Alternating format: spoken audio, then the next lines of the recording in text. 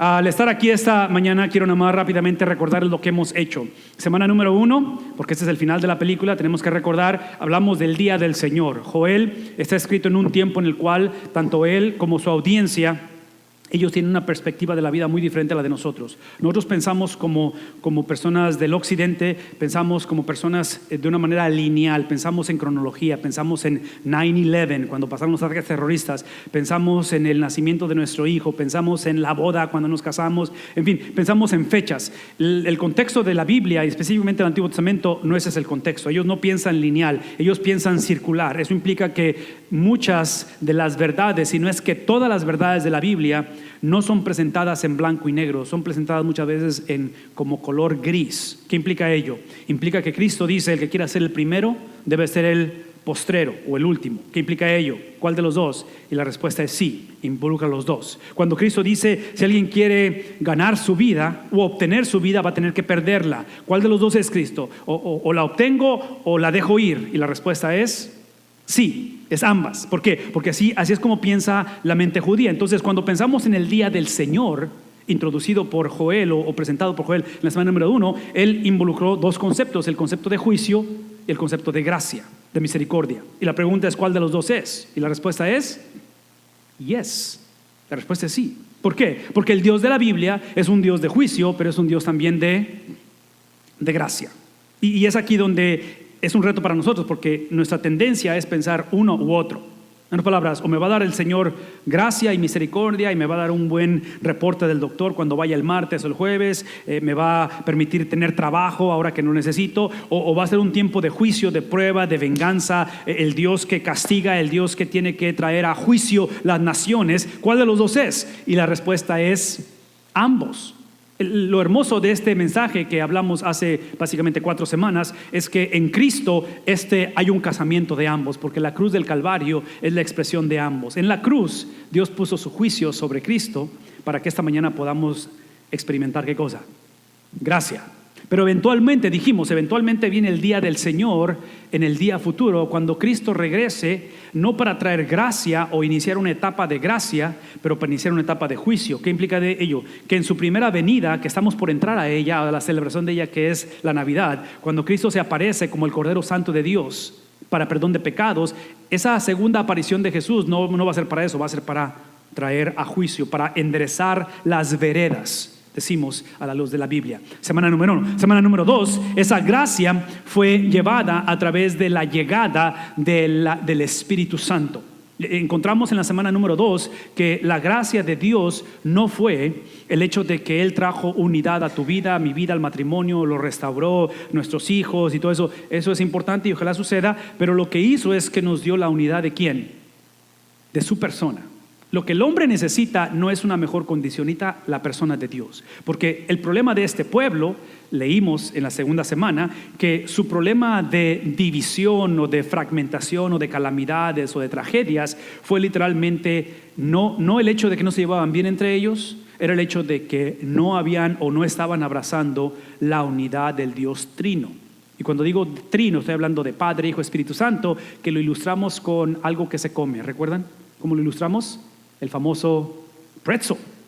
Entonces, la llegada del Espíritu Santo es simplemente Dios reintroduciéndose, Dios arbitrariamente, simplemente viniendo a nosotros. Leímos inclusive, porque fue una de mis partes favoritas del sermón, leímos en el libro de Números que Moisés, como profeta, porque también fue profeta, Moisés profetizó y decía: ojalá, cómo deseo que ustedes también experimenten esto. Eventualmente sucede, porque lo que leímos en la segunda semana del capítulo 2 de Joel, Pedro lo va a explicar y lo va a predicar en Hechos capítulo 2 en el día de Pentecostés. Entonces sucedió. El Espíritu Santo ya está entre nosotros. La semana pasada hablamos acerca de o detallamos qué significa o qué implica ello, y ahora sí hablamos de la unidad de nuestras vidas, en el matrimonio, en los hijos y todo ello, porque hablamos del libro de Jeremías. Y en el libro de Jeremías dijimos que versículos 1 al 30 básicamente de ese capítulo de Jeremías que no lo leímos, está introducida exactamente lo opuesto, la era de la maldad, la era de la calamidad. Jeremías, dijimos, está escrito en un tiempo en el cual hay desolación, hay devastación, no hay esperanza. Y en medio de eso, en medio de toda esa calamidad, es donde encontramos el despertar de esta promesa, donde dijo Jeremías: vienen días en los cuales voy a derramar de mi presencia. Vienen días en los cuales empieza a describir Jeremías la semana pasada toda esa experiencia donde no es un cambio de circunstancias, pero es el cambio del corazón del hombre, donde la unidad inicia literalmente en el corazón del hombre. Esta mañana, si tienen ahí su Biblia, el capítulo número 3, porque estamos al final del libro de Joel, capítulo 3, quiero que hablemos acerca de la culminación. ¿Cómo termina la historia? Si inició a través de Jesucristo, esta era del Espíritu Santo, la era de restauración, la era de volver a posicionar el reino de Dios sobre la tierra, que se perdió en Génesis capítulo 3, cuando el hombre decide rebelarse ante Dios y comete lo que se le llama traición cósmica. El pecado es traición cósmica, eso es lo que es. Si Dios es el juez, Dios es soberano y Él reina sobre el universo, entonces el pecado es traición cósmica. El evangelio es restauración cósmica. ¿Me explico? En otras palabras, el evangelio no es nada más para que el hombre vaya al cielo, el evangelio es para que la creación sea restaurada. Pablo dice en Romanos que la creación gime, la creación pide ser restaurada porque fue afectada por el pecado. Entonces, ahora que ya empezó esto, la pregunta es ¿cómo culmina esto? ¿Cuál es el final? ¿Por qué? Y aquí es el por qué, y espero que esto ya haya quedado claro. Porque el inicio o la llegada o la inauguración, que sería lo opuesto a culminación, la inauguración de la era del Espíritu o la era de la restauración es presentada, como dijimos en Jeremías, es vivida en un contexto donde no es fácil de experimentarse o de promoverse. ¿Qué implica ello? Y eso es lo que hablamos la semana pasada, de que la era del Espíritu, la era del reino de Cristo es vivida o experimentada en un contexto donde Satanás sigue siendo el príncipe del aire, donde el reino de Satanás es todavía real y es tangible, donde aún cuando tengo vida eterna, cuando tú tienes vida eterna en Cristo, la probabilidad más grande es que muramos físicamente. ¿Sí? Entonces vivimos eternamente, mi espíritu es renovado, pero físicamente, ¿qué sucede? Eventualmente morimos. Y aunque sabemos a dónde va la persona cuando muere, hay luto en nuestro espíritu. ¿Me explico? Entonces recuerdo al pasaje del Evangelio cuando Jesús va a visitar la tumba de Lázaro, y el pasaje más corto de la Biblia dice: Jesús, ¿qué cosa? Experimentó luto. Entonces, ¿cómo casas esta cuestión del gozo de saber, ok, la persona ya sanó físicamente porque está con Cristo, pero deja un vacío en mi vida? Eso que llamamos unresolved tension, esa estira y afloja. Esta semana platicaba con una persona y le decía yo, y se los digo a ustedes también, es de que la vida cristiana, y sobre todo la perspectiva de la culminación, es de que el cristiano, escuchen esto, el cristianismo no es para evitar la tensión de la vida. El cristianismo existe para quitarnos la tentación, la curiosidad o inclusive la habilidad de querer resolver la tensión de la vida. No sé si me estoy explicando bien. La tendencia es decir, vengo a Cristo para que no haya tensión, vengo a Cristo para que haya sanidad, vengo a Cristo para que no haya conflicto. No, esa nunca fue la promesa. La promesa es, Salmo 23, es de que Él es mi pastor, que nada me faltará. Y aunque ande, ¿en qué dice? En otras palabras, Él es mi pastor, nada me faltará. Y no dice la Biblia, entonces nunca andaré por valle de sombra y de muerte. No, la Biblia dice que aunque ande, porque esta es la realidad. Cuando Él se convierte en mi pastor, la realidad es que muchas veces Él es el que me guía por valle de sombra de muerte. ¿Por qué? Porque, otra vez, es parte del proceso, y porque aparentemente el sufrimiento es aquello que eventualmente me moldea a su imagen. ¿No? ¿Sí? Háblenme.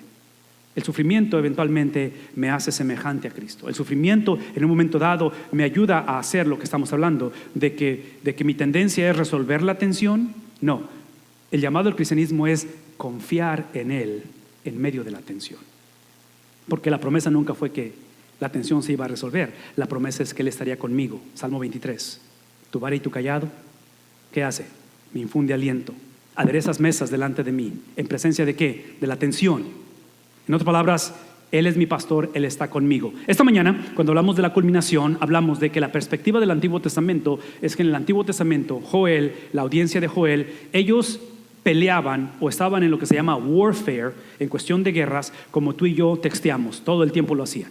Todo el tiempo lo hacían. Entonces, para ellos, hablar de culminación, para ellos el epicentro de lo que empezó o de lo que prometió empezar con el Espíritu Santo en la llegada de Cristo, la culminación para ellos era literalmente la ausencia de guerra, no más. Y cuando hablamos de ausencia de guerra, otra vez, es un deseo legítimo, era simplemente en la cual obviamente ellos, el pueblo de Dios, iba a salir victorioso. No es ausencia de guerra donde no hay guerra, pero ahora somos esclavos de ellos, porque ellos ya conocieron mucho de eso.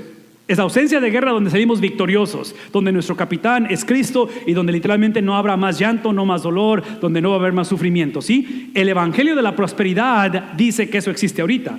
La Biblia dice que eso existe cuando muramos, ¿sí? ¿Ven la diferencia? Entonces, cuidado con aquellos predicadores o aquellos que dicen, oh, si vienes a Cristo no va a haber... No, eso no es cierto. Eso no es cierto. ¿Sí? La cuestión de ellos es que ellos veían la paz como la ausencia de la guerra. Esta mañana lo que quiero que hagamos, y espero que esto podamos en sus notas hablar, es que el punto de la paz, que obviamente suena o es el antídoto a la guerra, independientemente que sea o cuál sea, porque para ti puede ser paz el hecho de que no sé, el reporte del doctor, o paz puede ser el trabajo que necesitas, paz puede ser de que finalmente te reconcilies con tu papá, cualquiera que sea ello, es de que la paz tiene que ser visto desde una perspectiva bíblica. A diferencia de que si no es vista a través de la Biblia, verme tantito porque es importante, si no es vista a través de la Biblia, la tendencia es que va a ser vista a través de mí, a través de mi perspectiva, a través de lo que yo creo, de mi experiencia personal, de que mi vida o mi hogar es tan disfuncional que ya lo que quiero nomás es que ya no haya golpes en la casa, que ya no nos ofendamos unos a otros, o eventualmente mejor divorciarnos para llevarnos la fiesta en paz. Entonces, una vez más, escuchar tu historia o que tú escuches la mía es importante y podemos dialogarla y hablar de tu trayectoria, cómo fuiste criado, quién y todo ello. Pero en este contexto, el punto, la culminación, cómo termina este proceso, de acuerdo a Joel, es para que analicemos la perspectiva de la Biblia. ¿Qué implica ello? Bueno, tiene varias implicaciones. Esta semana, el viernes, por accidente yo marqué el teléfono de mi hermana en mi celular. No me di cuenta que lo marqué, pero lo marqué. ¿Cómo me di cuenta? Porque empecé a escuchar el que estaba sonando. Entonces yo volteé y vi, y dije, le estoy hablando, y pum, le colgué. Porque no necesitaba hablar con ella, simplemente que lo marqué. Mi hermana, en los 2-3 minutos después, ¿qué es lo que hizo? Me habló. Cuando ella me habló, yo estaba hablando por teléfono y no le pude contestar. Me habló, obviamente no contesté, terminé mi llamada, me distraje, porque es lo que hacemos los hombres, nos distraemos, me distraje, no le hablé, y por las próximas 4 o 5 horas mi teléfono me estuvo recordando que tenía que hablarle a mi hermana porque tenía una llamada perdida. Que es el punto de que hoy en día tenemos algo que se llama AI en inglés. ¿Alguien sabe qué es AI? La letra A y la letra I. Artificial Intelligence. Es lo que se le llama inteligencia artificial, de la cual nos beneficiamos. No estoy en contra de ello. Me encanta, sobre todo los carros hoy en día con su inteligencia artificial. Es increíble lo que hacen, pero este es mi punto. De que mi deseo como iglesia, en cuestión de guerra, en cuestión de paz, en cuestión de culminación, cómo termina la historia, mi preocupación es que muchos de nosotros tenemos o sabemos más de la inteligencia artificial que de la inteligencia de Dios. Que hoy en día nuestras decisiones están más influenciadas por lo que dice la cultura, el gobierno, la situación, mis preferencias, mis inclinaciones, que Dios.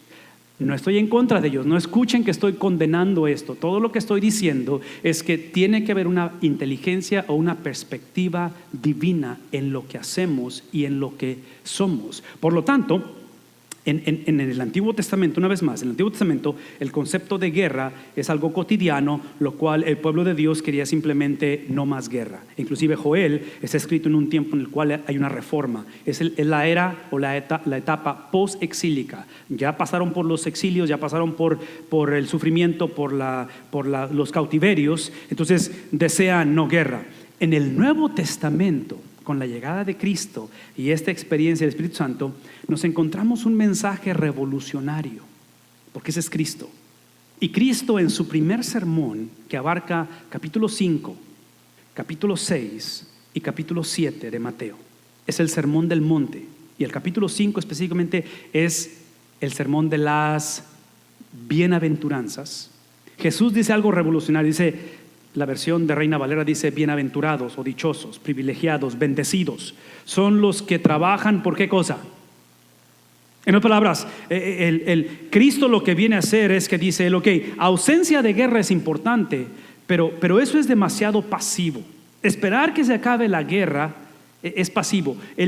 Lo que Cristo viene a establecer es un reino, es una agenda, es una actitud que lleva literalmente no a evitar o a disipar la guerra, pero es a conquistar la guerra con convertirnos, y la palabra en inglés es peacemaker. Pacificadores sería en español. De tal manera que dice él, porque ellos serán llamados, ¿qué cosa? En otras palabras, aparentemente en la agenda de Cristo, que es el cumplimiento del Antiguo Testamento, él está hablando de que la paz del hombre es algo que Dios ha puesto en su corazón con el propósito de promoverlo. De tal manera que no es accidente.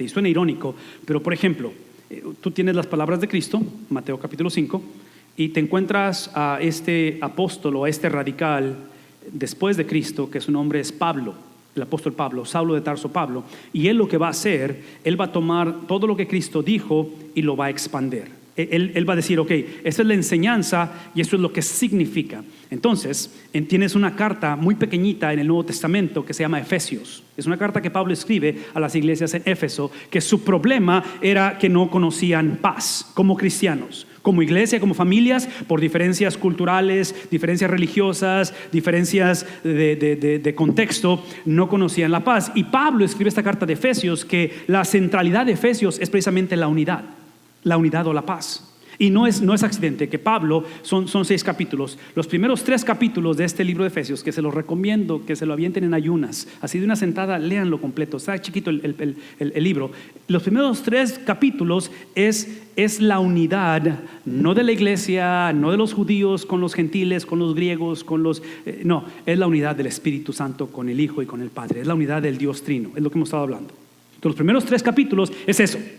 Empezando en el capítulo 4 y capítulo 5 de Efesios, habla de la unidad entre amos y siervos, patrones y empleados, entre gobierno y ciudadanos. Y eventualmente en el capítulo 5 es donde habla y dice, versículo 21, sujetados unos a otros, que dice, maridos, amad a vuestras, y vosotras esposas, ¿qué dice?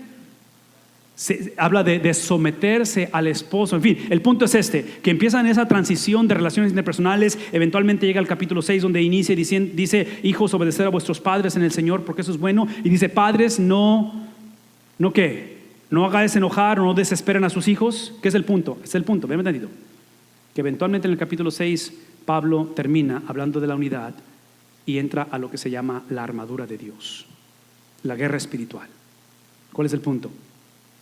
El punto es que la paz que Cristo está promoviendo o iniciando o estableciendo es una paz que ciertamente es espiritual, pero está correlacionada y casada con las relaciones interpersonales. No hay tal cosa como paz con Dios y guerra con el prójimo. No existe. No hay divorcio entre decir, yo vengo, adoro a Dios, yo soy un hijo de Dios, pero a este cuate, a esta tía, a este ex, no lo puedo ver. Y sigo manteniendo resentimiento. Sí, eso no existe. Entonces, la guerra espiritual, en el concepto de cómo es que trabajamos para la paz, inicia con cosas tan prácticas y tan obvias como llevarnos bien unos con otros. Donde literalmente nos despojamos del orgullo o de la vanagloria y somos capaces de que antes de que se acabe este día, hablar con la persona y pedir perdón. Lo cual es una guerra espiritual, ¿no? ¿Sí? Es una cosa en la cual Efesios capítulo 5 versículo 18 dice Pablo, hablando de este contexto de guerra espiritual, dice Pablo, no os embriaguéis con vino donde hay disolución. La palabra en inglés es debauchery, donde hay locura, pero antes sed llenos de ¿qué cosa? Del Espíritu Santo. ¿Por qué? Porque la paz se obtiene, ven esto, la paz se obtiene, de acuerdo a Cristo, Pablo, se obtiene haciendo lo que hace una persona ebria. ¿Alguna vez han visto una persona ebria? ¿La vieron anoche? No, ok. Pero el punto es esto. En cuestión de alguien que está bajo la influencia del alcohol, es una persona que no actúa normal. ¿Sí? Una persona bajo la influencia actúa diferente. Entonces, aparentemente, si vamos a ser una persona, un hogar, una cultura, una iglesia que experimente y que trabaje por la paz, es obvio que no va a ser bajo nuestras propias fuerzas, que no puede ser bajo el raciocinio de la inteligencia artificial. Por mucho que ayude la inteligencia artificial y estamos a favor, es una bendición que cada noche hablo con mi hija que está lejos de mí y la veo en la pantalla y no solamente hablamos, pero nos vemos. Es una bendición de Dios. ¿Me explico? Pero eso no es suficiente. Tenemos que usar una estructura un poquito diferente, de tal manera que Joel introduce eso para nosotros, y es ahí donde dice en el capítulo 3, versículo 9, ¿qué dice? Porque acuérdense que la meta es ser pacificadores. Tenemos que proclamar esto entre ¿dónde? La universalidad del evangelio. ¿Sí me explico? En otras palabras, los judíos querían gracia para ellos, juicio para las naciones. Y está diciendo Joel, no, la proclamación es para todos. ¿Qué tipo de proclamación es? Es la proclamación de que se preparen ustedes para ¿qué cosa? Para que agresivamente, literalmente se conviertan en pacificadores. Y entre paréntesis, esto que estamos hablando de preparación, esto que estamos hablando de ir y literalmente transformar el mundo, va a costarte tu vida. Es lo que te va a costar. No te va a costar simplemente que cambies ciertos hábitos, no te va a costar simplemente que eventualmente pases por la pila bautismal para que hagas una profesión pública de tu fe en Cristo. No, va a costar literalmente lo que le costó a Cristo. Porque la meta, de acuerdo a Pablo en el libro de Filipenses, es semejarme un día a Cristo en sus padecimientos. Entonces, la pila bautismal es el simbolismo de ser sepultado con Cristo bajo la confianza que un día, en aquel día final, en la culminación, salgamos de una tumba. ¿En qué cosa? En resurrección. Entonces, encontramos aquí que esta preparación, esta movilización de soldados, alístense para el combate, todos, ¿qué cosa? Otra vez, y ese es un pasaje de mucha ironía para mí, porque Joel está hablando no a una nación, Israel, no una nación que esté en el epicentro o en el pináculo de gloria y de majestad. En otras palabras, esto tendría mucho más sentido si esto se lo están diciendo o lo está diciendo el rey David en el tiempo de la monarquía unida, cuando David era el guerrero incontenible. Cuando David no había gigante que se le pusiera enfrente. Pero en este tiempo es un pueblo que no tiene muros. Recuerden que Nehemías apenas viene a restaurar los muros. No hay templo. Zorobabel va a restaurar el segundo templo, el templo de Salomón que fue destruido. Esdras está por encontrar lo que se cree el libro de Deuteronomio y leer la segunda. En otras palabras, ese es un tiempo en el cual esto es una locura. Es literalmente con asadones y machetes que son llamados a pelear. De lo cual dices tú, espérame tantito. ¿Cómo vas a mandar a esos ingratos a pelear? Lo estás mandando a que sean literalmente, en inglés decimos slaughter, que sean ¿qué? Degollados, muertos, ¿sí? Lo que quiero que entendamos es esto, porque ya vimos el contexto que es Cristo, ¿verdad?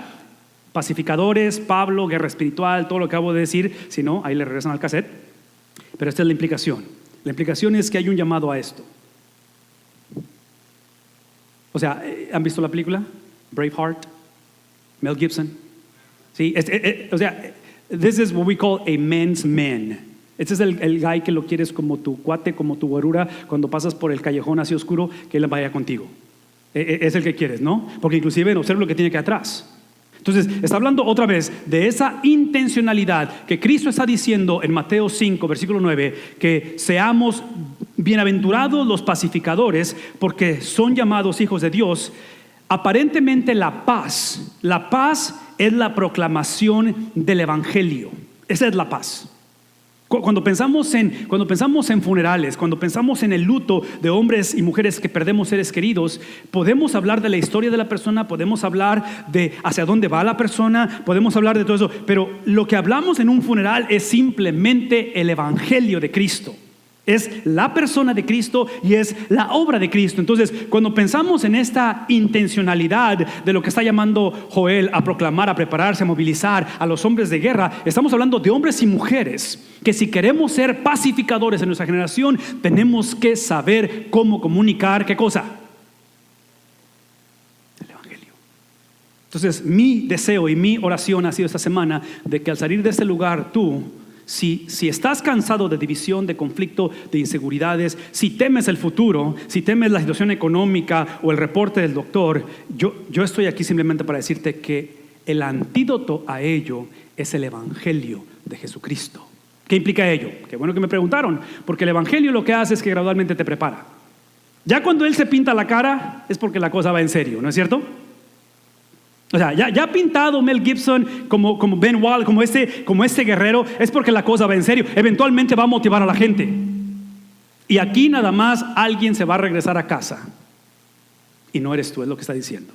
De aquí no vas a salir lastimado de esta pelea. Cuando hablamos de la proclamación del evangelio, no lo hablamos para ver si la gente se convierte.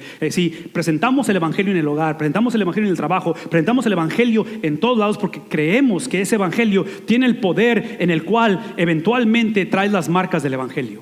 Donde tu habilidad de perdonar, tu habilidad de reconstruir, tu habilidad de crear de donde no existe absolutamente nada. Cuando todo se veía perdido, vemos el evangelio de Cristo donde una vez más, escuchen esto, una vez más, la promesa no fue que en este caso los británicos, porque es la historia de Escocia, los británicos se iban a ir. La promesa es que pase lo que pase, Cristo estaría conmigo. El evangelio es la presencia de Cristo, independientemente si la sangre que traigo es la mía o la de alguien más. ¿Sí? Independientemente si termino con un brazo o una pierna cortada o si muero en el proceso, Pablo dice que para mí el vivir es Cristo y el morir ¿qué es? Es ganancia. ¿Por qué? Porque ese es el punto. Porque la meta del evangelio no es evadir la muerte, es unirme al que venció la muerte. Entonces, si podemos tomar decisiones bajo la perspectiva de que la meta no es el cambio de circunstancias, es la presencia de Cristo, mi oración es que dejemos de vivir un evangelio esterilizado, donde queremos que todo se vea bien y todo, ¿sí me explico? Donde todo esté formulado y no nos pase nada, haya garantías y que nunca me engañe y que sí, ese no es el evangelio. El evangelio es aquel que nos lleva a tomar riesgos. Por eso es que está diciendo Joel, es ahí donde deben de forjar espadas. ¿Con qué cosa? En otras palabras, ustedes son agricultores, pero esos utensilios que usan para labrar la tierra se van a convertir en herramientas en las cuales hagan lanzas con las hoces. Que diga el cobarde. ¿Qué va a decir el cobarde?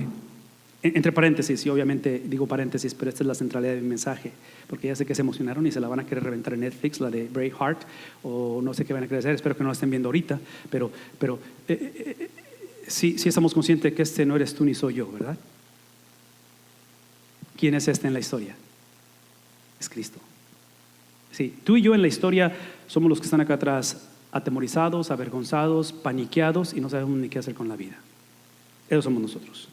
El evangelio no es simplemente de que yo ahora sí me las puedo y soy el mero mero. No, ese no es el evangelio. Esa es una corrupción del evangelio. Entre más predicas el evangelio, más reconoces tu debilidad, más respetas al enemigo, porque Satanás es poderoso. Pero ahí es donde literalmente tomas una actitud en la cual estás tomando y reconociendo quién eres, pero en el nombre de Cristo, ¿qué es lo que ahora declaras? De tal manera que en mi mente automáticamente me fui a la imagen, así, leyendo a Joel, me fui a la imagen, al cuadro de Cristo caminando, literalmente caminando rumbo a Jerusalén, la entrada triunfal a Jerusalén, ese Viernes Santo, ese Good Friday que decimos en Easter, en el tiempo de la Semana Santa, y yendo él caminando con su grupo de seguidores, sus discípulos, su inner circle, decimos en inglés. Así, clásica conversación casual. ¿Quién dice la gente que soy yo? Y los apóstoles dicen, Jeremías, uno de los profetas. ¿Y quién dicen ustedes que soy yo? Y Pedro, ¿qué dice Pedro? Tú eres el Cristo, el Hijo del Dios viviente. Y Jesús automáticamente para la conversación y dice, porque no te lo reveló ni carne ni sangre, sino mi Padre que te ha dado esta revelación y tú lo confesaste. Es que bajo esa confesión es que voy a edificar ¿qué cosa? ¿Qué voy a edificar? Mi iglesia, de la cual ustedes no saben, ustedes son los que la van a guiar. Ustedes ni tienen la menor idea de qué es lo que está por suceder. Ustedes piensan que venimos a Jerusalén para celebrar la Pascua como cada año lo hacemos, pero esta Pascua va a ser diferente. Ustedes van a ser los caudillos, ustedes van a ser los que van a tomar asadones y hacer los espadas, ustedes van a ser los que van a literalmente crear lanzas de las hoces, y aunque se me van a acobardar y uno de ustedes me va a traicionar, ustedes literalmente eventualmente serán embestidos del Espíritu Santo. Y Jesús dice, bajo esta afirmación, Pedro, que me vas a negar 3 veces, es que voy a edificar ¿qué cosa? Mi iglesia. Y dice esto, y las puertas del Hades o del infierno, ¿qué dice? ¿Qué es el punto? Ese es el punto. De que aquellos que hemos entendido nuestra misión como pacificadores, aquellos que nuestro motor de arranque no es la ausencia de conflicto, es la centralidad del evangelio, de que es la persona y la obra de Cristo, es aquellos que entendemos que nuestra posición en el mundo no es de defendernos, es de atacar. Cristo en Mateo 16 le dio a la iglesia las llaves del reino. Anteriormente he explicado que el gobierno recibió la espada y estamos agradecidos por lo que llamamos law enforcement. Estamos agradecidos que tenemos un sistema de 911, tenemos un ejército, el cual en noviembre 11 celebraremos a los veteranos. Todo es importante, pero en este pasaje Cristo está diciéndole a los apóstoles: ustedes tienen las llaves del reino y literalmente lo que aten en el cielo será atado, ¿qué cosa? En la tierra, de tal manera que ahora la posición de la iglesia, de aquellos que son pacificadores, no es para proteger de que no haya guerra, no es para proteger que Satanás no nos va a atacar, es para nosotros qué deshacer, es literalmente ofender o atacar, de tal manera que Cristo está implicando, porque observen el lenguaje, dice que las puertas del infierno no prevalecerán. Entonces, si hay una guerra espiritual, es obvio que nadie va a la guerra con portones, con puertas. ¿Por qué? Porque el infierno no puede contenernos. Somos el tipo de ejército, hombres y mujeres, que nosotros no peleamos hacia una victoria. Porque Cristo es nuestro caudillo, peleamos, ¿qué cosa? Desde su victoria. Y Pablo dice: ¿dónde está, oh muerte, tu aguijón? ¿Dónde está tu poder? Ha sido vencido por Cristo. Joel termina diciendo esto: dense prisa, naciones vecinas, reúnanse en ese lugar, haz bajar, Señor, a tus ¿qué? Otra vez en mi mente estoy pensando en agricultores, lo cual no se ven como hombres de guerra. Movilícense las naciones, suban hasta el valle de Josafat, que allí me sentaré para juzgar a los pueblos vecinos. Una vez más, el evangelio es lo que hace. El evangelio restaura, pero el evangelio juzga. ¿Sí me explico? Es ambos, hace las dos cosas. Termina diciendo esto: mano a la hoz, que la mies está madura. Vengan a pisar las uvas, que está lleno el lagar. Sus cubas se desbordan. Tan grande es su maldad. Es tiempo de traer juicio, es tiempo de arreglar cuentas. Y donde dice Joel: multitud tras multitud en el valle de la decisión. Cercano. ¿Qué está cercano? No es la ausencia de guerra. Cercano está el día en el cual Dios llevará la culminación de la historia, donde toda la maldad, toda la disfuncionalidad, todos los errores de tu vida y mi vida, todas las transgresiones, eventualmente Dios las transforma para su gloria. No que Dios las apruebe, Dios las transforma para su gloria, de tal manera que Él dice: está cercano el día del Señor en el valle de la decisión. Ha sido una semana de bastantes emociones encontradas, y anoche o ayer en la tarde vino la culminación de ella, porque recibí un texto en la tarde, en medio del día, donde me dice: buenas tardes, ¿cómo estás? Soy fulano de tal, ando aquí en el área, nos podemos ver. Así me dice. Y le contesto y le digo: claro que sí, nos pusimos de acuerdo. Y básicamente la historia es de que ayer en la tarde vi a un primo mío que teníamos 40 años de no verlos, y yo tengo 45 de edad, ¿okay? Así es que no quiero que me vean así como un viejito, pero la última vez que nos vimos éramos niños, literalmente niños, y nos sentamos a platicar, y obviamente me dio mucho gusto verlo.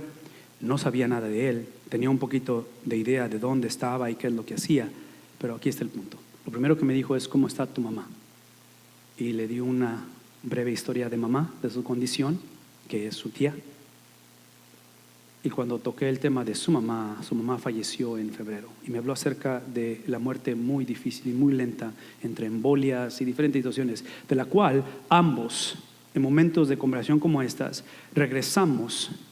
inevitablemente regresamos a nuestros años de infancia, donde el evangelio fue presentado y encarnado por estas mujeres, donde aun cuando el Señor me ha concedido de universidades y seminarios, el evangelio no lo introdujo un maestro o un catedrático. El evangelio lo ilustraron esas mujeres que en nuestra infancia nos presentaron y nos recordaron que el día del Señor va a afectar a todos. ¿Me explico? El día del Señor es para niños, adultos, chicos y grandes. De tal manera que en nuestra celebración empezamos a hablar de nuestros hijos, obviamente, los hijos de Él, mis hijos, y empezamos a tocar ese tema. Es donde me di cuenta o empezamos a recordar que si esto es para todos, todos van a recibir la oportunidad de gracia y todos eventualmente seremos juzgados.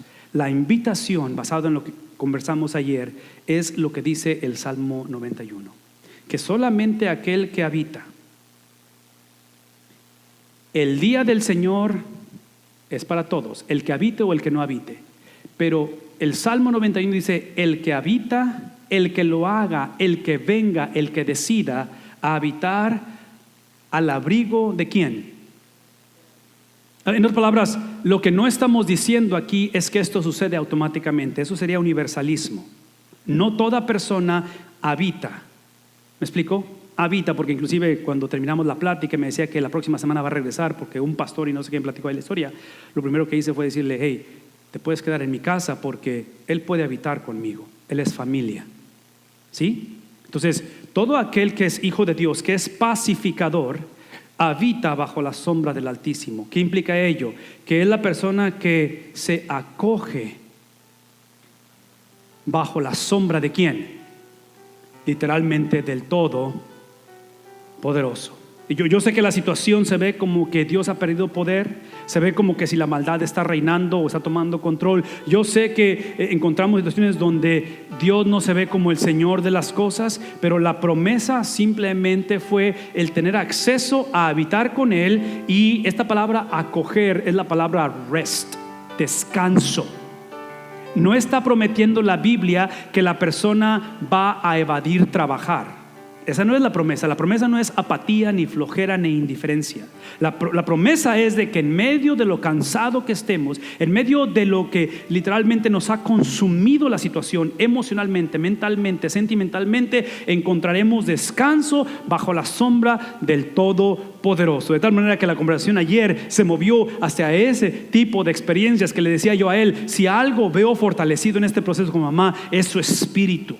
La veo descansar en el Señor cuando la veo entrar a esos doctores con esa quimo, cómo entra, cómo sale. Físicamente está experimentando la pelea que hay en su cuerpo con quimio, pero en su espíritu. Y me platicaba él de su mamá, me platicaba acerca de la muerte de ella, me platicaba acerca del evangelio encarnarse en momentos como esos. De tal manera que mi oración esta mañana es la siguiente. Can we go to the next one, please? Go to the next one. Mi oración es simplemente esta: es de que esta mañana salgamos diciendo esto.